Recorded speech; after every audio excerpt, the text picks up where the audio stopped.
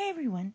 Given a function, ours is h of x, and one of its zeros, which is 1 plus 2i, we're going to find all the zeros of the function. So we only can have 3 because our degree of the polynomial is 3. And according to the complex conjugate theorem, if 1 plus 2i is 0, then so is 1 minus 2i.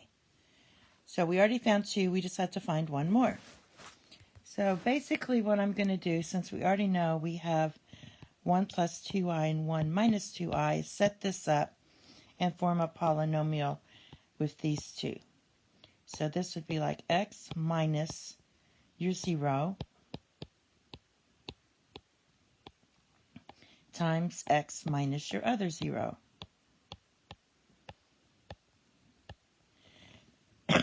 Now a little trick with this is, let's go ahead and distribute this negative here and take away those parentheses. You get x minus 1 minus 2i times x minus 1 plus 2i. Now what I'm going to do is I'm using the associative principle of arithmetic, and what I'm really doing is I'm just moving my parentheses around. Now what I have here from doing this is these are the same, so I'm going to let that be a, and my two i's are the same. So I'm going to let b equal 2, because it follows this format, a plus bi times a minus bi equals a squared plus b squared. So since I have it in this format, I have basically a minus bi times a plus bi. That's going to equal a squared plus b squared. So there's my a and b. So you square your a and square your b. Now doing that, you're going to get x squared minus 2x plus 1. I just expanded that. Plus 4. And this leads to x squared minus 2x plus 5. So I just formed a polynomial given the two zeros I already had. Now that I have this, I'm going to let this divide my polynomial and find the other zero.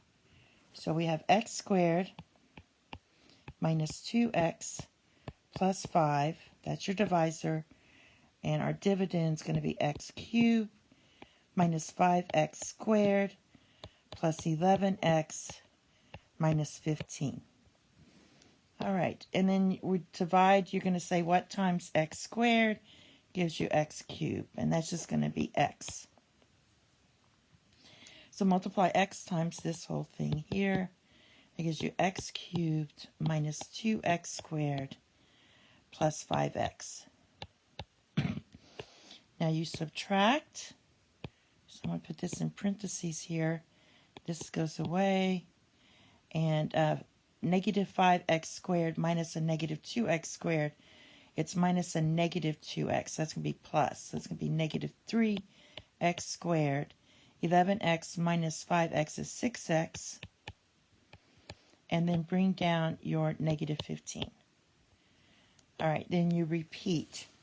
What times x squared gives me negative 3x squared? And that's going to be negative 3. So just multiply negative 3 times all this.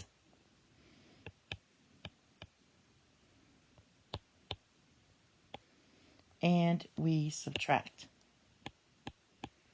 Since our remainder is 0, this means this is a factor. So it's a factor, you do x minus 3 equals 0. So 3 is a 0. That's the missing 0 we had. And our other two, again, were 1 plus 2i and 1 minus 2i. So there they are. Thank you. Have a nice day. Bye-bye.